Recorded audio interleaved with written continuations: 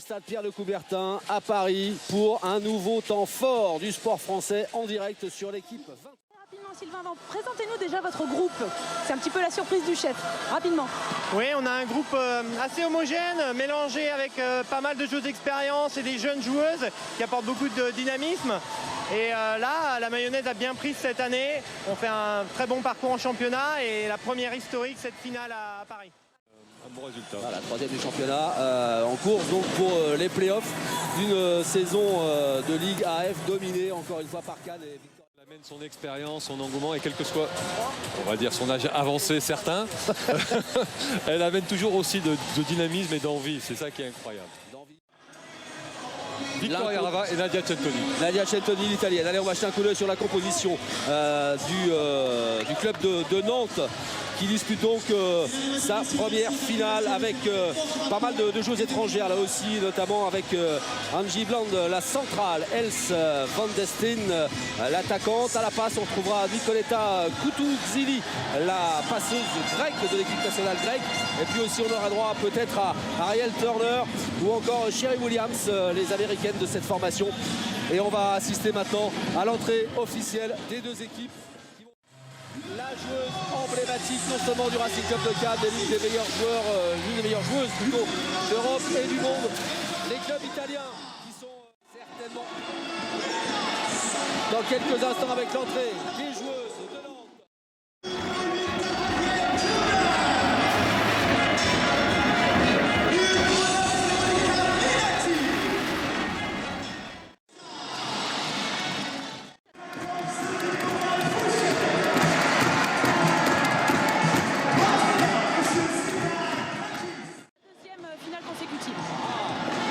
Elle a peut-être donné des tuyaux à ses partenaires et à son entraîneur, puisque les Canaisiennes l'an dernier avaient réussi à ravir un set.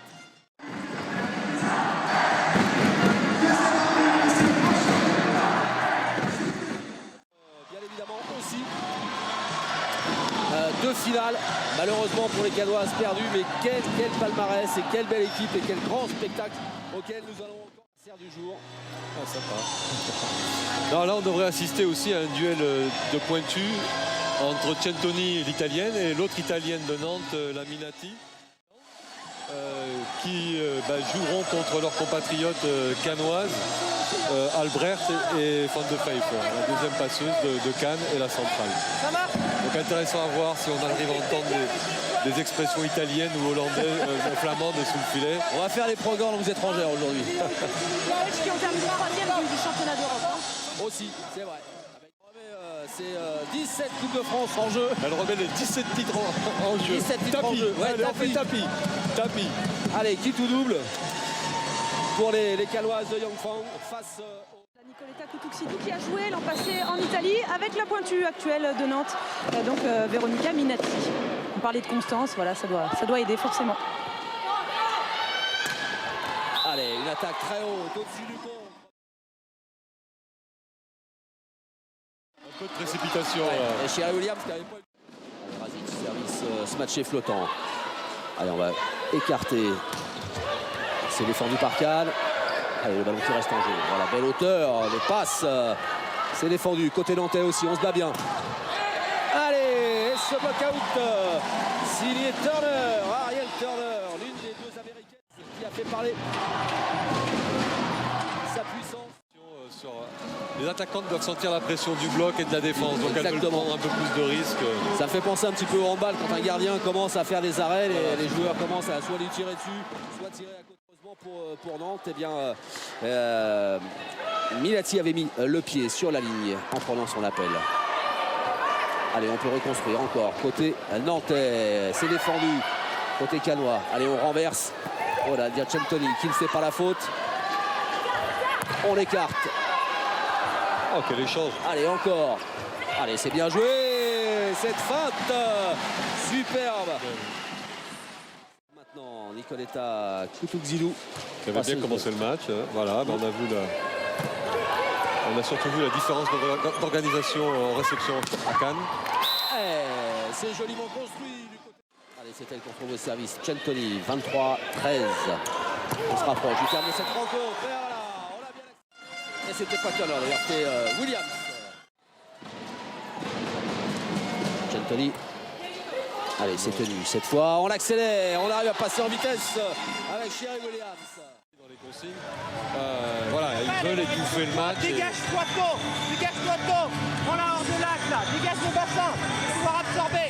Si tu fermes là, balle retour direct là, d'accord, il faut se dégager de la trajectoire. Il faut absolument faire tourner cette position du service de Bocane là, ok?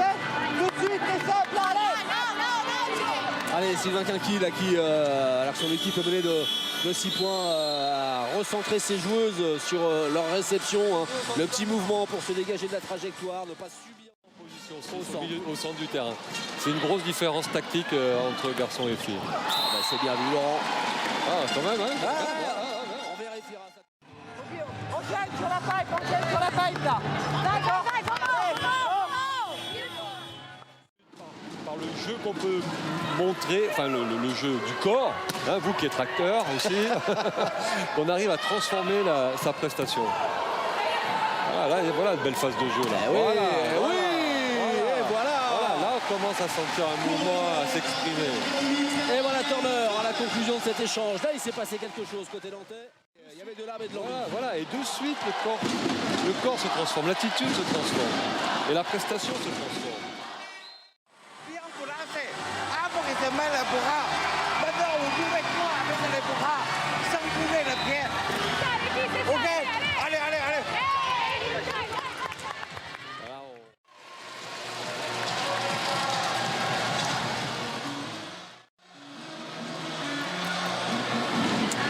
Et 18-11 désormais avec, ça c'est pas une bonne nouvelle, Nadia Chantoni au service. Service très tendu mais bien tenu. Allez, on peut renverser le jeu. Clémentine Ruel. Une fille d'eux aussi. Une fille d'eux, exactement. C'est là que j'allais venir. Fille de grands joueurs et de grandes joueuses de volleyball.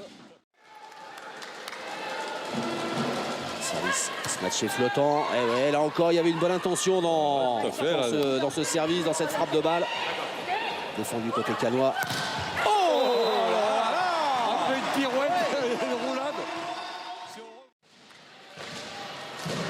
Allez, Ilka Van de Viver, l'une des deux joueuses belges de ce Racing Club de Cannes, qui a semé un peu la panique dans la réception nantaise. Le ballon est rendu.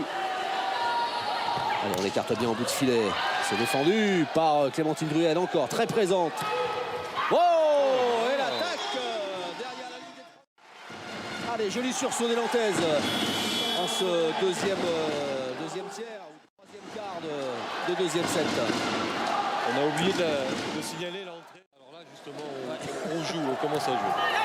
Allez, Clémentine Druel qui a été maintenue à l'entame de ce deuxième set et ça marche bien avec une bonne réception et derrière on a pu accélérer. Et l'entrée en jeu de Marion Gauthiera. Il faut qu'elles puissent reprendre leur position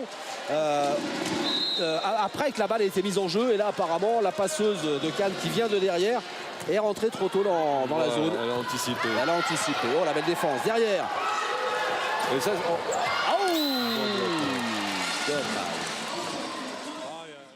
bloc ou un ralentir ou un bloc direct. Allez, toujours aussi efficace en réception. Clémentine Nguyen, impeccable. Et derrière, du coup, eh bien voilà, Koudou Zilou peut s'appuyer, accélérer le jeu comme elle le souhaite, et notamment avec Angie Blunt, la grande centrale.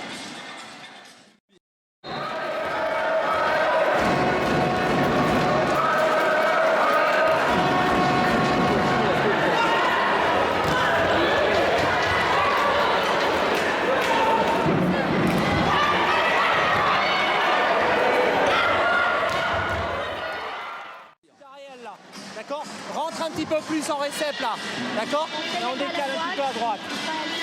Oui, on serre, on décale à droite, d'accord. Ok. Ici, pareil, centré. On amène Marion sur la décale là et on pousse le renversement derrière. Allez, go.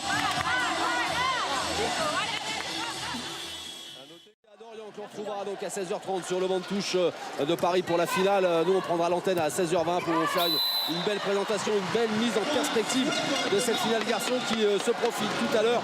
Tour détenteur du titre face à Paris qui a gagné le week-end dernier la Coupe de la CEV.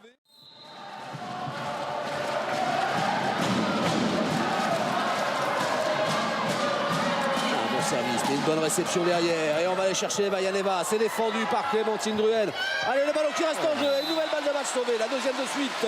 Bravo les filles de Nantes. Ce sera tout à l'heure pour la finale garçon à 16h30 en direct sur notre antenne. Allez, une réception délicate de Vaillaneva. Et le ballon qui est poussé, c'est défendu. Clémentine Druel a la passe. Voilà, il y a du volume, c'est beau ça. Et c'est défendu derrière. On peut reconstruire. Et on va chercher, mais non, c'est défendu encore. Allez, Clémentine Druel qui prend ses responsabilités. Et elle est bonne, cette attaque.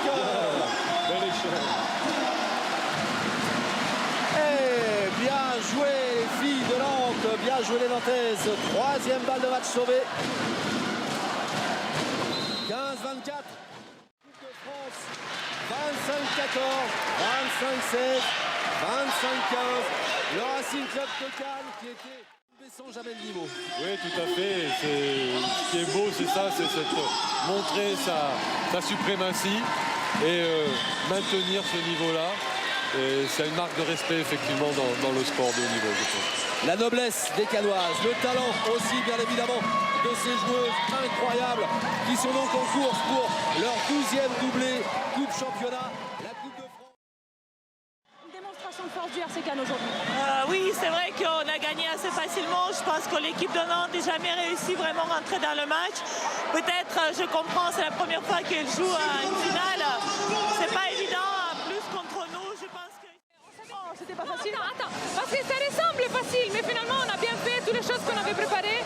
Et moi j'ai beaucoup de respect pour cette équipe. Ils sont finis troisième, même deuxième par un set. Ils ont fait une super saison. Donc s'ils sont arrivés en finale de Coupe de France, c'est un signe que c'est une bonne équipe. On devait les respecter. Et je pense que nous on a fait notre match. C'est sûr qu'on a bien joué, on a bien fait. Avec les statistiques voilà, qui parlent d'elles-mêmes, le Racing Club de Cannes qui aura dominé dans tous les compartiments du jeu. A un peu stressé cette équipe de Nantes qui n'a pas vraiment joué sur sa valeur. Voilà, qui n'a pas joué sur sa valeur. Il y aura certainement beaucoup de regrets ce soir chez les Nantaises. Non pas d'avoir perdu cette finale, mais voilà, d'être passé un petit peu à côté, d'avoir pas su savourer cet instant qui est une finale dans un stade.